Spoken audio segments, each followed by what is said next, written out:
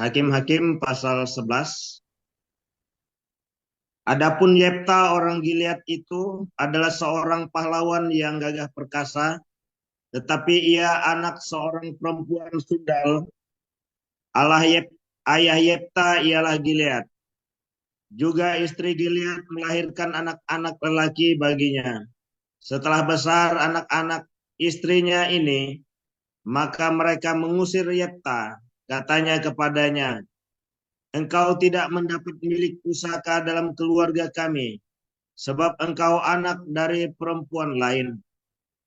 Maka larilah Yefta dari saudara-saudaranya itu dan diam di tanah Tob. Di sana berkumpullah kepadanya petualang-petualang yang pergi merampok bersama-sama dengan dia. Beberapa waktu kemudian Bani Amon berperang melawan orang Israel. Dan ketika Bani Amon itu berperang melawan orang Israel, pergilah para tua-tua Gilead menjemput Yefta dari tanah Tob. Kata mereka kepada Yefta, "Mari, jadilah panglima kami dan biarlah kita berperang melawan Bani Amon." Tetapi kata Yefta kepada para tua-tua Gilead itu, "Bukankah kamu sendiri membenci aku dan mengusir aku dari keluargaku? Mengapa kamu datang sekarang kepadaku pada waktu kamu terdesak?" Kemudian berkatalah para tua-tua Gilead kepada Yefta, "Memang kami datang kembali sekarang kepadamu. Ikutilah kami dan berperanglah melawan Bani Amon. Maka engkau akan menjadi kepala atas kami, atas seluruh penduduk Gilead." Kata Yefta kepada para tua-tua Gilead, "Jadi, jika kamu membawa aku kembali untuk berperang melawan Bani Amon, dan Tuhan menyerahkan mereka kepadaku, maka akulah yang akan menjadi kepala atas kamu." Lalu kata para tua-tua Gilead kepada Yefta, "Demi Tuhan yang mendengarkannya sebagai saksi antara kita, kami akan berbuat seperti katamu itu." Maka Yefta ikut dengan para tua-tua Gilead. Lalu bangsa itu mengangkat dia menjadi kepala dan panglima mereka. Tetapi Yefta membawa seluruh perkaranya itu ke hadapan Tuhan di Mizpah. Kemudian Yefta mengirim utusan kepada Raja Bani Amon dengan pesan, "Apakah urusanmu dengan aku sehingga engkau mendatangi aku untuk memerangi negeriku?"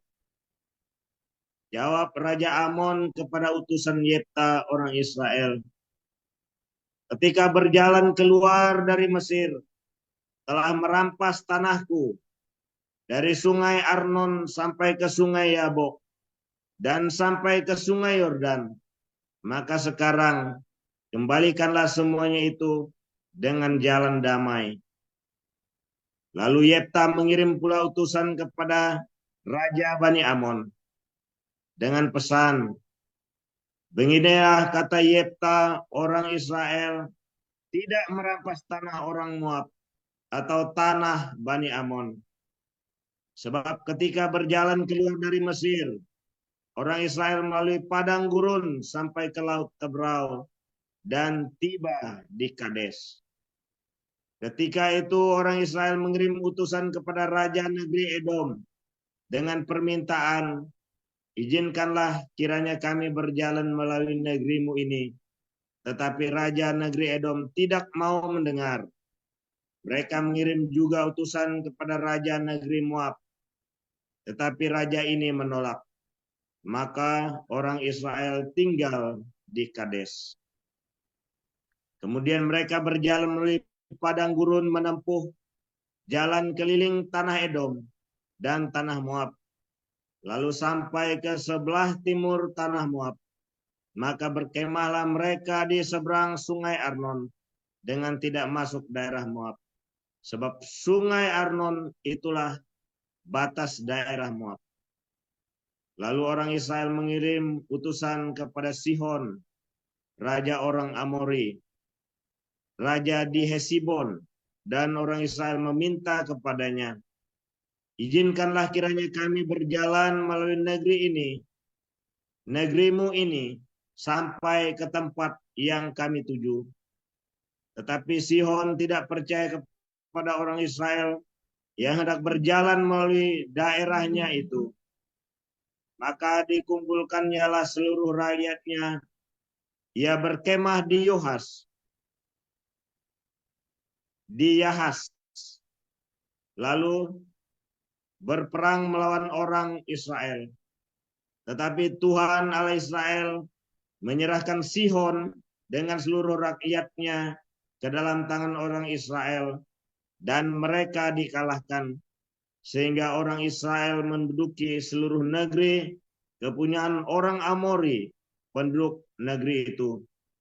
Demikianlah dimiliki orang Israel seluruh daerah orang Amori itu, dari sungai Arnon sampai ke sungai Yabok, dan dari padang gurun sampai ke sungai Yordan. Maka sekarang Tuhan Allah Israel telah merebut milik orang Amori bagi Israel umatnya. Apakah engkau hendak memiliki pula tanah mereka itu? Bukankah engkau akan memiliki apa yang diberi oleh Kamos Allahmu? Demikianlah kami memiliki segala yang direbut baik kami oleh Tuhan Allah kami.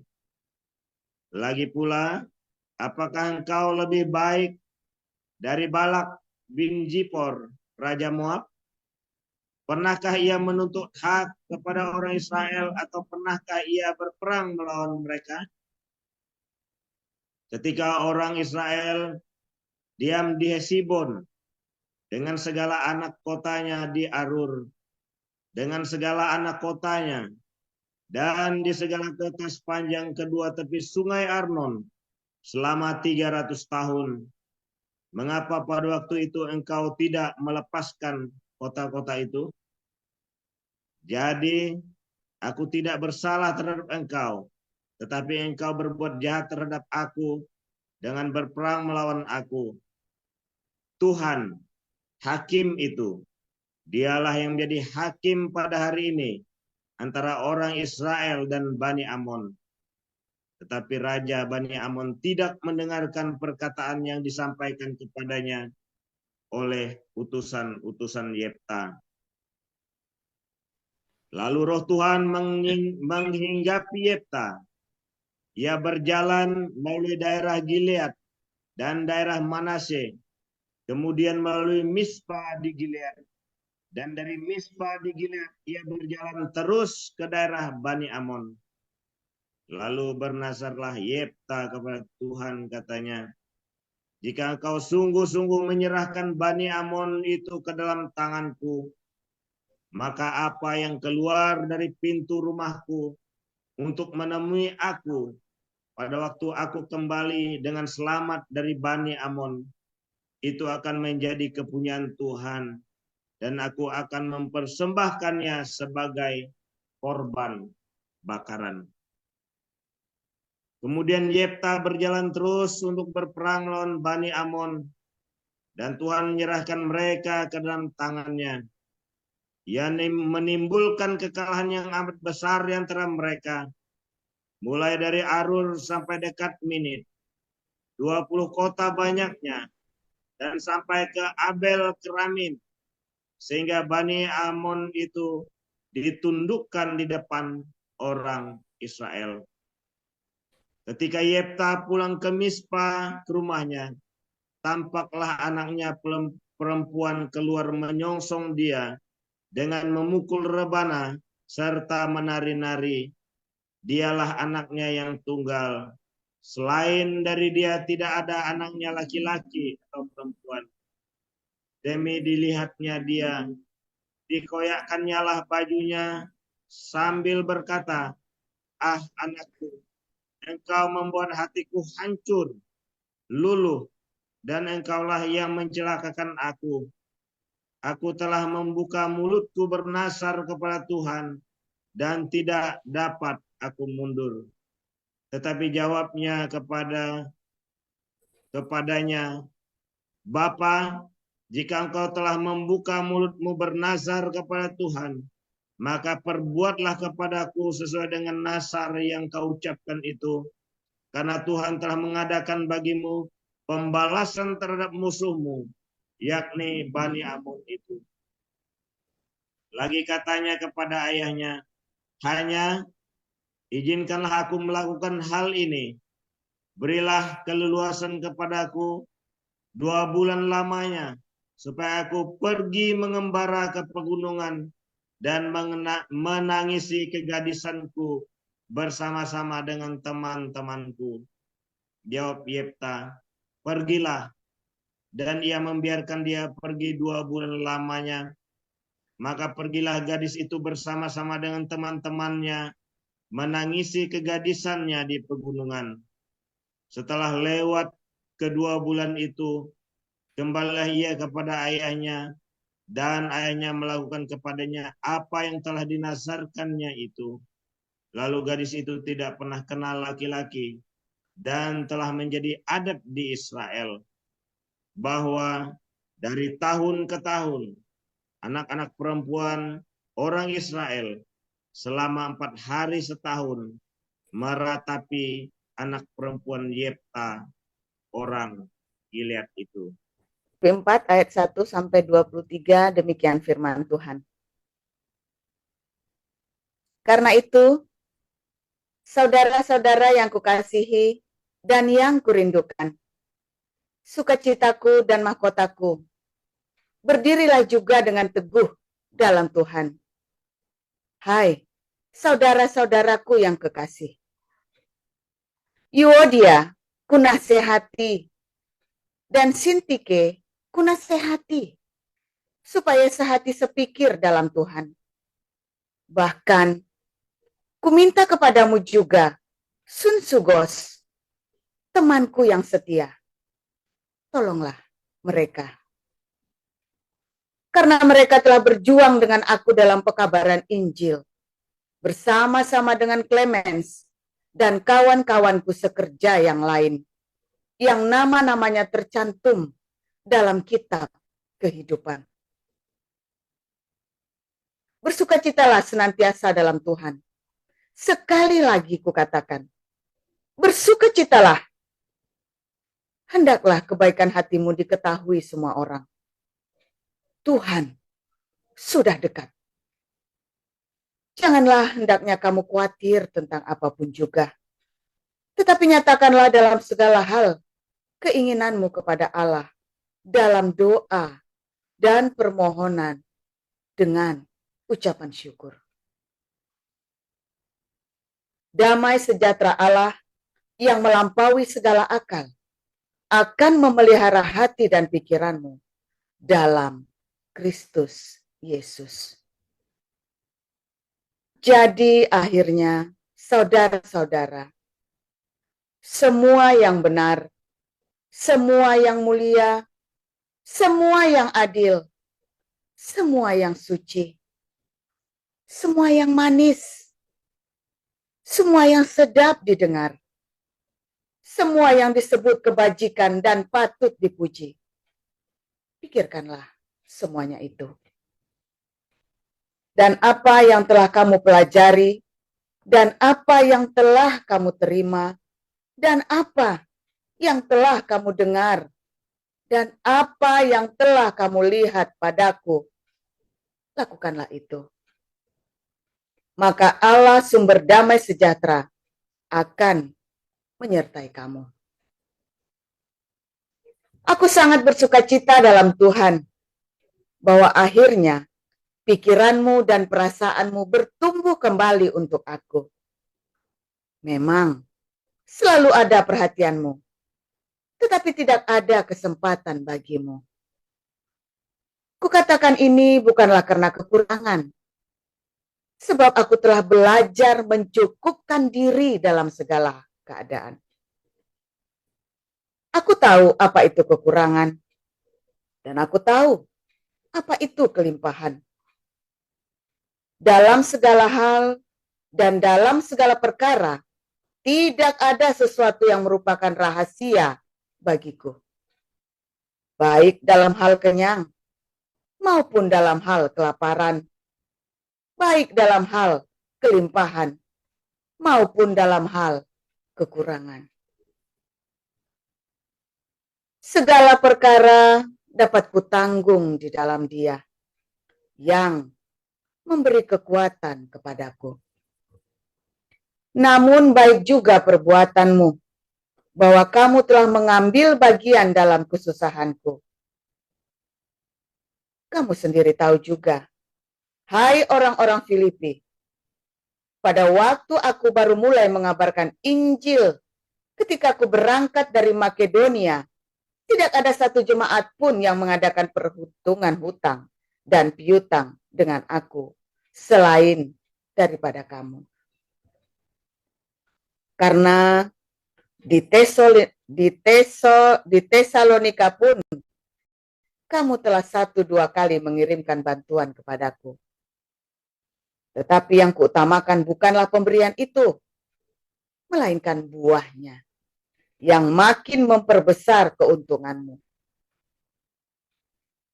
Kini aku telah menerima semua yang perlu daripadamu, malahan lebih daripada itu. Aku berkelimpahan, karena aku telah menerima kirimanmu dari Epafrodi, menerima kirimanmu, dari Epafroditus, waktu persembahan yang harum, suatu persembahan yang harum, suatu korban yang disukai dan yang berkenan kepada Allah. Allahku akan memenuhi segala keperluanmu menurut kekayaan dan kemuliaannya dalam Kristus Yesus. Dimuliakanlah Allah kita selama-lamanya. Amin. Sampaikanlah salamku kepada tiap-tiap orang kudus dalam Kristus Yesus. Salam kepadamu dari saudara-saudara yang bersama-sama dengan aku. Salam kepadamu dari segala orang kudus, khususnya dari mereka yang di istana Kaisar. Kasih karunia Tuhan Yesus Kristus menyertai rohmu. Haleluya, luar biasa. Firman Tuhan selalu baru setiap hari. Jika kita menanti-nantikan Tuhan dengan penuh cinta, jangan lupa berdiakonia dalam segala kebaikan, karena harum baunya, saudara ya. Dan konsisten. Jangan sampai nanti ketika pertolongan itu mau datang, kamu malah lagi melorot ya imanmu ya, kayak kendor, wah nggak jadi datang dah. Ya, saya dulu beberapa kali melewatkannya soalnya ya. Waduh, ya saya dikasih tahu sama rekan pelayan, kamu nggak boleh, kamu nggak berkat nggak jadi datang dengan caramu begitu. Akhirnya saya konsisten ya. Setiap saudara itu ya pergumulan, apalagi saya temperamen ya saudara ya. Maka saya belajar ya diam. Walaupun saya nggak suka, walaupun saya marah, saya diam saudara ya. Dan berkat itu mulai ya berdatangan. Ketika berkat berdatangan, ya temperamennya makin baik saudara. Makin tenang, karena berkatnya mulai datang. Ya saudara ya, benar nggak? Anda ngalamin begitu? Nah, saudara ada tadi ya Gideon tadi, si Yefta tadi ngomong bagus ya. Bukankah Kamos akan memberikan tanahnya kepada umatnya dan Yehova akan memberikan tanahnya kepada umatnya? Ya, artinya tiap orang menyembah kepada dewanya masing-masing. Ya, kepada apa yang dia percaya. Lalu yang dia percaya itu akan memberikan berkat kepada umatnya. Misalnya Anda menyembah Gunung Kawi, Anda dapat dari dukun ini, dukun itu. Yaitu dewa Anda. Mereka memberikan berkat itu kepada Anda. Siapa di sini yang masih rajin ke dukun? Ya, lalu itu dapat berkat dari dewa-dewa Anda, berkat dari yang Anda sembah-sembah, yang Anda tanya-tanya. Ya, siapa di sini yang rajin datang kepada Tuhan Yesus? Itulah berkat dari Tuhan Yesus. Ya, itulah berkat dari Tuhan yang tepat Anda berharap kepadanya. Kepada siapa kamu mengharapkan pertolongan? Itulah berkat dari dewanya. Ya, dewa-dewa kalian. Baik itu berkat, baik itu kutuk. Ya, itulah sebabnya saya berkata kepada Anda jangan datang ke astronomi, primbon, tarot. Anda jangan bertanya, jangan datang kepada mereka. Karena nanti Anda tersandra. Ketika berkat itu datang, Anda bingung, saudara. Ini berkatnya dari dewanya, dari dukun ini, atau dari Tuhan? Ya, karena pemberian yang dari mereka akan dituntut tumbalnya. Pemberian dari Tuhan, Anda tumbalnya adalah Yesus Kristus.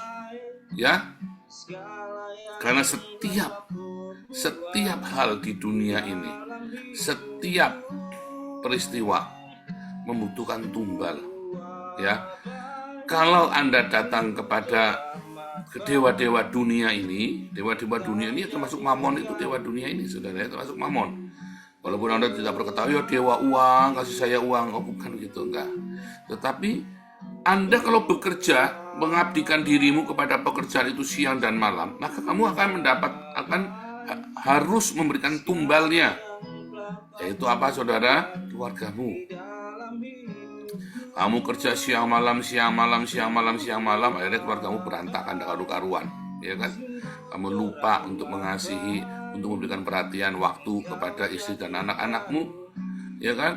Para ibu-ibu, ya kan? Tapi tidak cukup sih, Pak. Nah, itulah. Ya, kemarin siapa nanya kepada saya, ya, saya lupa, yang mana dia ngomong-ngomong, ya.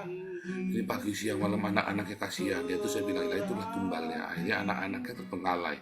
Anak-anaknya menjadi tumbal karena mereka bekerja menyembah dewa Mamon. Menyembah itu tidak harus Anda berlutut di depannya lalu sujud-sujud, tidak harus begitu, saudara. Apapun yang Anda abdikan, dedikasikan, ya, seluruh hidupmu kepadanya, itulah penyembahan. Kalau kamu mengabdikan, dedikasikan hidupmu pada pekerjaanmu, itulah dewa kamu. Kalau kamu mengabdikan, dedikasikan kepada pelayanan, itulah dewa kamu. Kalau kamu mengabdikan, dedikasikan hidupmu kepada Gunung Kawi, itulah dewa kamu. Kalau kamu mendedikasikan hidupmu kepada Sang Cinta, maka Sang Cinta itu adalah dewa kamu, saudara. Ya, Sang Cinta itu adalah dewa kamu. Yesus Kristus adalah cinta yang diwujudkan. Ya, adalah Allah yang tidak dapat dilihat oleh mata. Yesus Kristus adalah cinta yang tidak dapat dilihat oleh mata, tapi dia menyatakannya kepada dunia. Lalu kita mengabdikan seluruh hidup kita kepada Sang Cinta. Coba kamu pikirkan di balik, saudara. Kasih formulasi. Saya sedang mengabdikan hidup saya kepada Sang Cinta. Namanya mengabdi kepada Sang Cinta, artinya kamu ketika kamu disakiti pun kamu mencintai. Mencintai itu bukan Anda lemah, ya. Kemarin ada yang ngomong, ya, mencintai, kemarin, ya, ada yang baru dibaptis kemarin, ya, ada yang baru dibaptis. Ya, dia pikir saya lemah, saudara, ya. Dia bilang, enggak, cintaku itu ngelawan wakil presiden Republik Indonesia, ya. Karena aku mencintai Indonesia, aku melawan seluruh orang Islam radikal, termasuk wakil presiden Republik Indonesia. Saya bilang begitu, cinta itu dahsyat, kamu jangan pikir cinta itu lemah. Ya, cinta itu tuh ngeri sekali, saudara, ya. Dia bisa melakukan pekerjaan yang dahsyat di muka bumi ini karena cinta. Seorang ibu yang mencintai anaknya, ya, seorang seorang laki-laki yang mengasihi keluarganya, wah, itu bisa melakukan pekerjaan-pekerjaan yang mengerikan, saudara, ya. Karena cinta, tergantung cintanya apa? Cintanya storge, cintanya eros, ya. Orang kalau cemburu itu, ya, waduh, tadinya pendiam, dia cemburu, dia pergi jadi TKI, pulang istrinya selingkuh, rumahnya dibakar, saudara, sama orang-orangnya. Itu mengerikan, saudara. Cinta itu tadinya dia pendiam, dia bisa melakukan kenekatan seperti itu.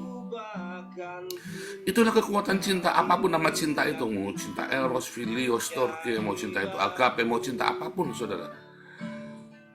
Nah, sama, saudara, ya. Kamu mau serahkan hidupmu itu kepada siapa?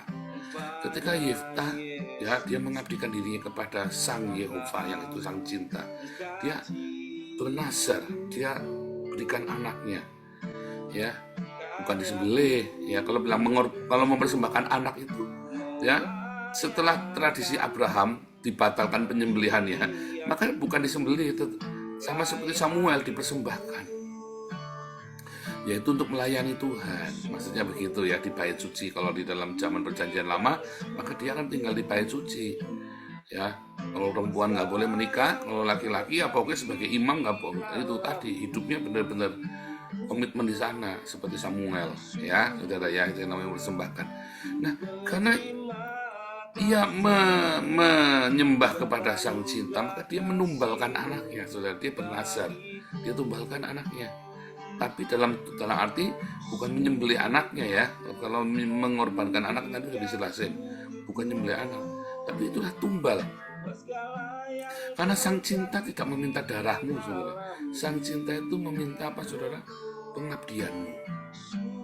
Ya, bagaimana kamu tuh bisa memberikan hidupmu seluruhnya kepada sang cinta itu. Nah, namanya memberikan. Kalau dalam perjanjian lama itu ya seperti Yefta bernazarnya. Dalam perjanjian baru bagaimana? Dalam perjanjian baru adalah bagaimana kamu bisa mempersembahkan seluruh hidupmu bukan untuk sebuah ritual dan simbol. Ya, tetapi kalau kamu bilang aku akan persembahkan anakku ke Tuhan, kamu berarti harus didik anakmu di dalam Tuhan sungguh-sungguh. Tidak boleh sembarangan. Saya berjanji kepada Tuhan, saya serahkan Wesley kepada Tuhan. Bukan berarti Wesley harus jadi pendeta. Bukan, saudara. Itu perjanjian lama. Dalam perjanjian baru berarti saya komitmen untuk mendidik si Wesley ini untuk takut akan Tuhan, dan tiap hari saya harus awasi jalan hidupnya dia, saudara. Ya, itu yang namanya memperhatikan. Saudara, ketika Anda diberkati Tuhan, apa yang menjadi nazarmu, saudara? Apakah kamu akan membawa keluargamu datang kepada Tuhan, atau ketika kamu diberkati malah justru kamu membawa keluargamu jauh dari Tuhan? Nah, di Eropa ini diberkati dan keluarganya malah jauh dari Tuhan. Ya, dia pikir anak-anaknya tidak perlu diajari tentang Tuhan. Dia tidak memikirkan, atau dia mengajari. Kalau kamu ngajari anakmu, berarti kelakuanmu kudu benar, saudara. Ayo loh. Kalau kamu bilang aku mau ngajari anakku di dalam Tuhan, perbuatanmu kudu. Kalau enggak, kamu justru akan menjauhkan anakmu dari Tuhan. Kelakuanmu yang tidak benar itu, terus kamu ceritanya Tuhan sama anakmu ya, cerita tentang Tuhan, tapi kelakuanmu itu tidak benar, saudara, mengecewakan terus ya, anakmu kecewa, maka kamu sedang menjauhkan anakmu dari Tuhan. Ya, wah, justru kamu tuh bahaya bagi anakmu, saudara. Jadi kamu kalau bilang aku mau serahkan anakku pada Tuhan, kamu harus komitmen ajari anakmu di dalam Tuhan, dan kemudian kelakuanmu harus benar-benar di dalam Tuhan, saudara. Nah, itulah kalau kamu mau mengabdi kepada sang cinta, dan kalau kamu mengabdi kepada Tuhanmu yang namanya cinta, kalau sang agape ini adalah Tuhanmu, maka kamu akan mendapatkan kebahagiaan yang lebih lagi, saudara. Karena sang cinta itu tidak pernah bertepuk sebelah tangan. Agape ya, kalau eros bisa bertepuk sebelah tangan, kalau agape dari Tuhan Yesus tidak pernah bertepuk sebelah tangan. Ya, ketika kamu mencintai Tuhan, maka kita akan diberikan kehidupan olehnya, saudara. Kita akan diberi kehidupan. Ya, makanya ketika kita mengabdi kepada majikan kita, sang agape ini, sang cinta yang kita kenal di dalam nama Tuhan Yesus Kristus ini, ya, kamu benar-benar mengabdi nggak? Jangan-jangan kamu bukan mengabdi kepada Tuhan Yesus, saudara, tapi kamu sedang mengabdi kepada aktivitas pekerjaan kekristenan. Jangan-jangan kamu sudah terlibat di dalam sebuah aktivitas, di dalam sebuah klub yang namanya gereja. Bukan Anda sedang mengabdi kepada sang cinta itu. Hati-hati, saudara. Coba kamu ukur hidupmu. Apakah kamu sedang mengabdi kepada sang cinta ini, Yesus Kristus yang penuh cinta, yaitu dengan mengabdikan dirimu sebagai cinta, atau kamu sedang mengabdi kepada aktivitas? Kamu sibuk aktivitas dan lupa mencintai. Kamu ngotot kepenginan kudu yang paling benar. Kamu gegeran mutung, saudara, sampai bertengkar dalam yayasan. Jangan-jangan kamu bukan lagi mencintai loh, tapi kamu sedang beraktualisasi diri, saudara.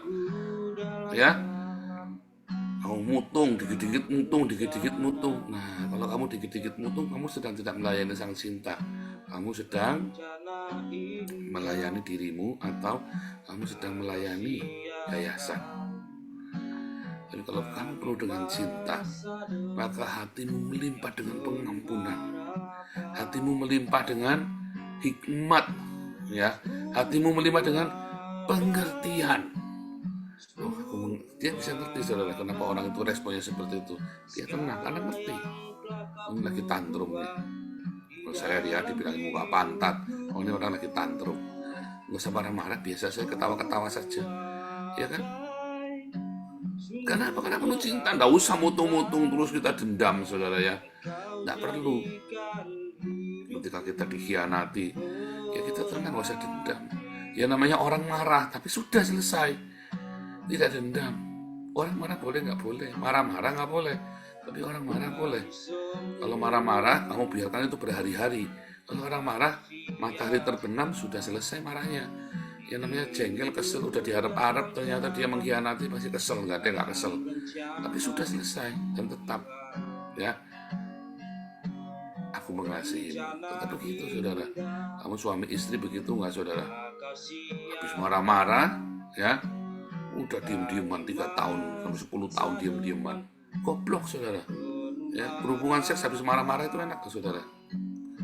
Ya, jadi jangan mus-mutung habis marah-marah suami istri. Ya, yang salah duluan siapa dulu? Layu-layu dulu, saudara. Minta maaf dulu. Ya, nanti tambah intim, tambah indah hubungannya nanti. Jangan marah-marah. Jangan sampai berhari-hari, bertahun-tahun marah-marahnya. Baru sampai nengan, bisa kasur, bisa rumah, bisa ranjang, bisa segalanya. Bodoh kan, saudara, ya. Banyak orang gitu, ya, karena dia tidak mencintai. Oh, aku mencintai, Bang. Enggak. Kamu sedang mengabdi kepada egomu. Walaupun kamu benar, orang kalau penuh cinta, ya walaupun benar, saudara, ya, tidak harus yang benar itu dilakukan. Itulah cinta, ya, bukan kompromi. Tapi kamu tahu orang ini belum ngerti, kamu paksain pun belum tentu mampu. Kamu diam. Itulah sang cinta. Walaupun kamu yang benar loh, belum tentu kamu yang benar itu tetap kamu yang harus benar. Walaupun kamu yang benar, belum tentu kamu harus benar. Nggak apa-apa, ya udah, nggak apa-apa, biar dia benar. Karena itulah cinta, saudara. Di dalam cinta itu ada room of error. Kamu membiarkan orang lain untuk bikin salah kepada kamu, ya kan? Supaya dia belajar, supaya dia melihat ada cinta dalam hidupmu, ya kan? Nah, makanya berkatmu itu pemberiannya Kamos, dewanya orang-orang yang sono itu. Apa kamu dari Tuhan Yesus, saudara? Kalau berkatmu dari Kamos, cintanya Kamos, ya udu, kamu yang paling benar. Kalau cintanya Yesus, sekalipun kamu yang benar, belum tentu yang punya kamu harus dilakukan. Kamu tenang saja. Loh, kok bisa begitu? Iya, supaya mereka melihat bahwa kamu punya cinta justru. Kadang-kadang di dalam kesalahan-kesalahan, di dalam hal-hal yang kegagalan, justru orang melihat, oh, ternyata papaku mencintai aku, ternyata mamaku mencintai aku, oh ternyata kamu benar-benar mengasihi aku. Kok kemarin diem aja Pak salah? Ya apa gimana? Pak sakit hati dong? Enggak. Maka orang itu merasakan cintamu, saudara. Ya, dalam cinta, tidak mutungan. Cinta membiarkan orang lain untuk bikin salah, saudara, ya. Tanpa kita harus marah-marah, tanpa kita harus mengungkitnya. Nggak apa-apa, biarkan saja. Biar dia melihat cintamu, saudara. Kalau dia tidak salah, kan dia tidak melihat cintamu. Dia diberi kesempatan untuk melihat bahwa kamu mengasihi dia walaupun dia bikin salah. Ya, kepada istrimu, pada suamimu, anak-anakmu, wargamu, sesamamu, tim, grup, yayasan, gereja, apapun namanya. Kalau gereja, kalau nggak pernah kasih kesempatan, kapan mau benernya? Kapan mau tahu bahwa dia mencintai? Ya kan? Cinta itu kan harus dilakukan di dalam apa, saudara? Di dalam hal yang tidak baik. Kamu tetap ada cinta. Kalau semuanya baik-baik saja, ya semuanya bisa pakai topeng cinta semua. Begitu ada yang tidak baik, baru tahu tuh itu cinta apa enggak. Bener nggak? Tuhan Yesus memberkati.